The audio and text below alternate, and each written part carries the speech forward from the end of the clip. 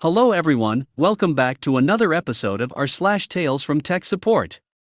In today's episode, Encyclopaedia Moronica, S is for specifications kill. Before we get started, make sure to subscribe so you will never miss a video. So let's get started. Encyclopaedia Moronica, S is for specifications kill. A few years ago, I was working for a place that still holds a special place in my heart, a blackened, twisted place that is the birthplace of nightmares, demons, and other screaming terrors. Our equipment interfaced with the customer's equipment via a standardized interface board. The last change to the standard was put into effect in the 90s, so at this point in time, the standard had been unchanged for well over a decade. This will be relevant soon. The interface manufacturers, however, had not been resting on their respective laurels. In fact, one such manufacturer had gone to great lengths to develop their product. It had additional outputs that could be connected to local systems, so that when the equipment we monitored went into an alarm state, whatever local equipment the customer desired to install could also detect the change by simply monitoring for an open/closed circuit change. They were actually pretty good units, and the company forged ahead, developing new functionality where previously the industry had stagnated.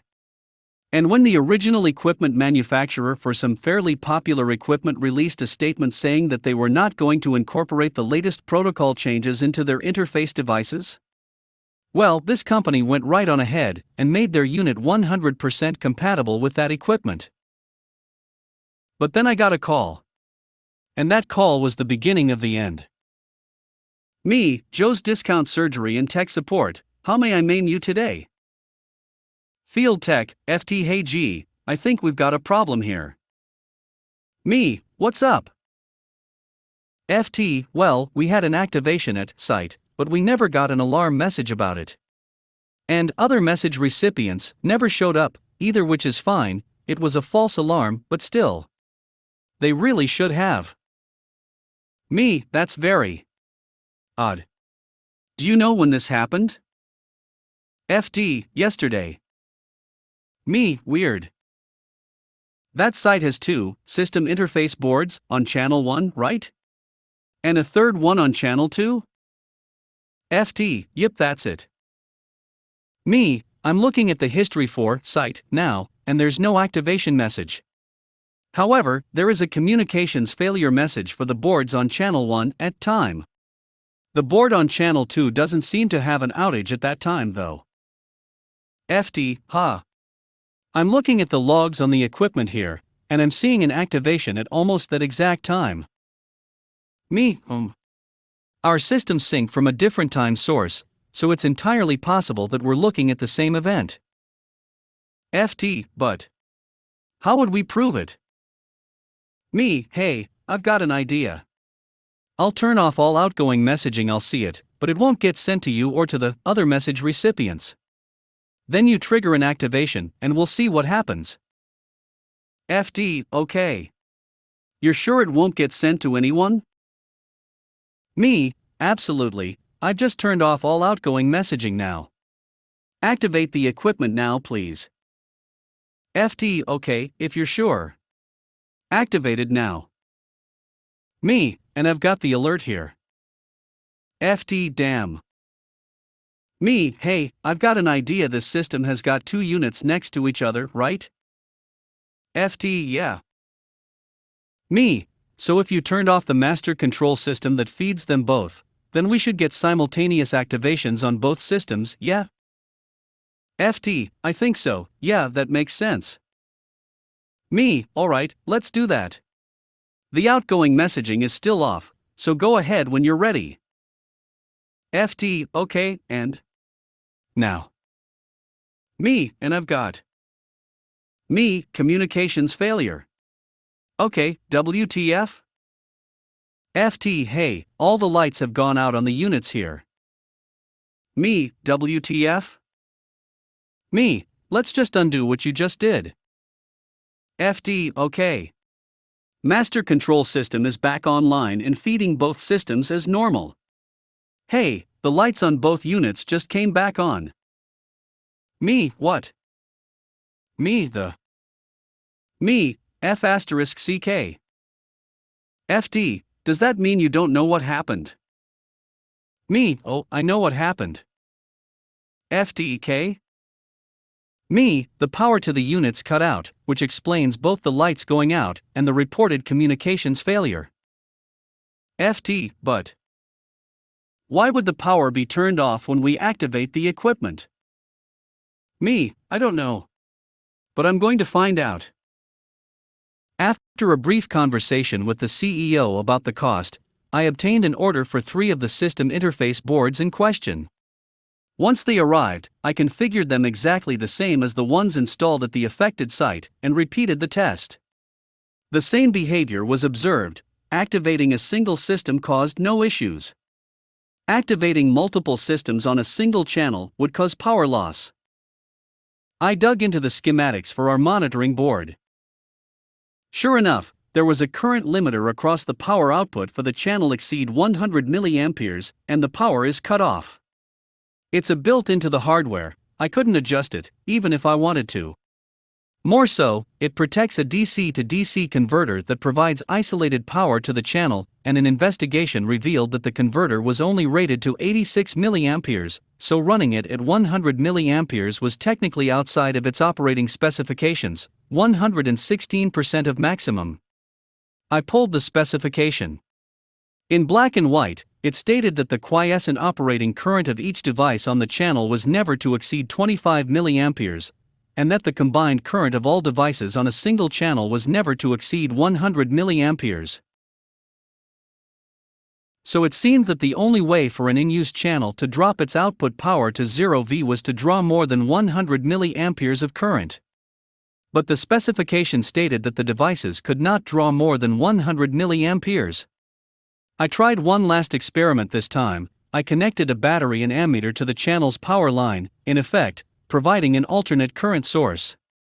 I flicked the switch, simultaneously activating both units. The communications channel stayed up. The ammeter reported that current draw was a steady 120 milliamperes.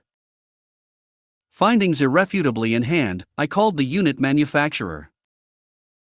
Lead engineer, Eli Hey Gambat. How can I help you?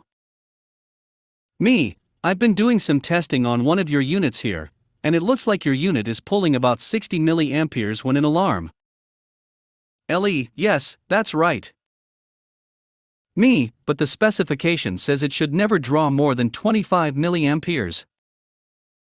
Eli, well, yes, but that's really more of a guideline. The monitoring equipment can provide a lot more than that. This is true, 100 milliamperes is more than 60 milliamperes. I'm not sure quite what our competitors' equipment maximum current draw is, but I'm sure it's more than our equipment can provide, as ours is a smaller, cheaper unit. Me, yes. But the specification also says that you can connect 4 of these on a single communications channel. Eli, well, yes, this is true. Me, and the specification states that the combined operating current for all 4 devices will never exceed 100 milliamperes. Eli, well, in normal conditions, yes. Me, but not during an actual activation. Eli, well, no, they draw more in that state, because the relays are energized. Bingo. They'd use standard relays, which draws 20 mA while activated. Multiply that by the number of relays, and suddenly the low power unit has just massively exceeded the current allowance. Me, wait, so you're not using latching relays? Eli, latching? No, what are they? Me, they might also be called pulse or impulse relays. Basically, you apply a short burst of power to them, and then they switch and lock into the new position, until power is applied again. They're used for low power systems like these because they only need a short burst of power, rather than a constant drain. Eli, never heard of them. Me, damn. It's what literally everyone else in the industry is using. Eli, I'll look into it, I guess. Can't you just increase your current output?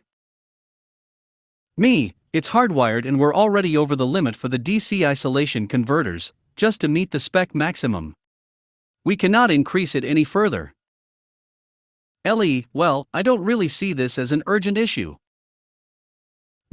I feel I should point out that any site that has more than one of these units installed on a single communications channel will cause an immediate power failure during an actual activation event, rather than reporting the activation. I wonder how many affected sites there are. Can't be that many, surely. I was prepared for this moment. Right now. I'm showing over 100 affected sites. A lot of them are for big corporate customer.